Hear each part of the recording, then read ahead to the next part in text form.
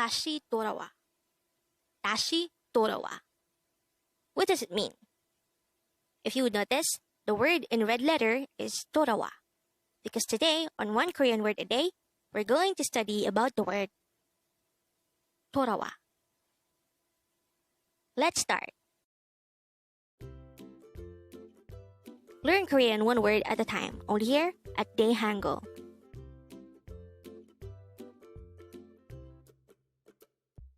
Word number 165.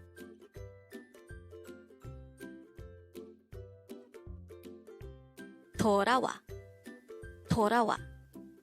This is pronounced as a three-syllable word. The first syllable is tor, second syllable is a, and the third syllable is wa. Pronounce it with me. 돌아와. The word 돌아와 simply means come back. Again, this is used to say come back.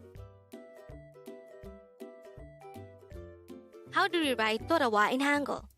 Let's start with the first syllable.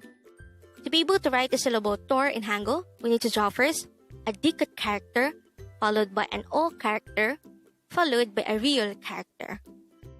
For the second syllable a, we need to draw first a no sound or a placeholder iyong, followed by an a character.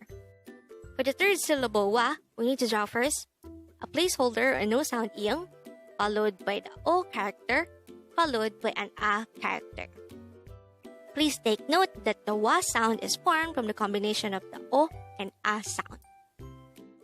And then we just have to combine the hangul for each of these three syllables to form the hangul of the word 돌아와. Now, let's try to look into this example sentence. It says, come back again. Again, come back again. The Korean translation of this sentence is 다시 돌아와. Again, it's 다시 돌아와.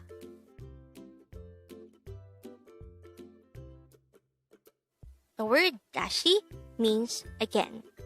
And our word for today, which is 돌아와, means to come back. And therefore, if we combine these two, it would result to a sentence that means come back again.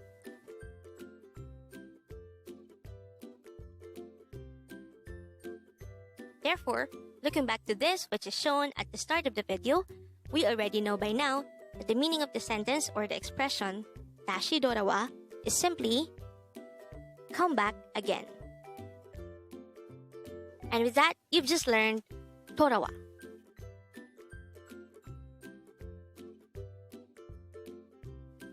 Now let's proceed to the previous 10 words recap. As of now, the previous 10 words are words number 155 to 164. But don't forget our word for today, word number 165, 돌아와. And this is used to say, come back. The first word for our review is word number 164, which is haru, which is the Korean noun for day.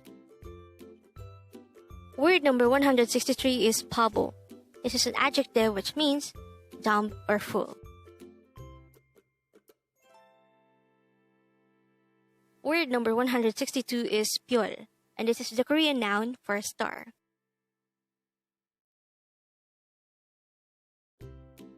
Word number 161 is yaksok, and this is the Korean noun for promise.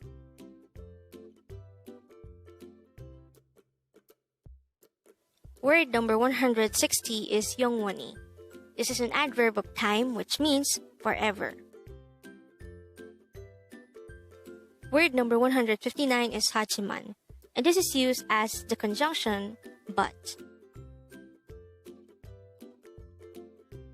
Word number 158 is kuriku, and this is the counterpart of and or and then, which is used as conjunction in English. Word number 157 is 맞아요, and this is used to say, that's right.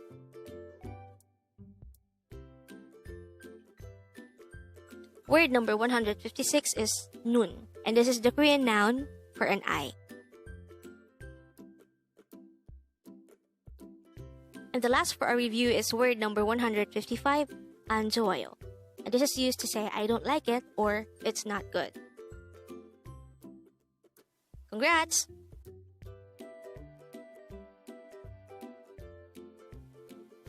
Learn Korean one word at a time, only here at Dae-Hangul.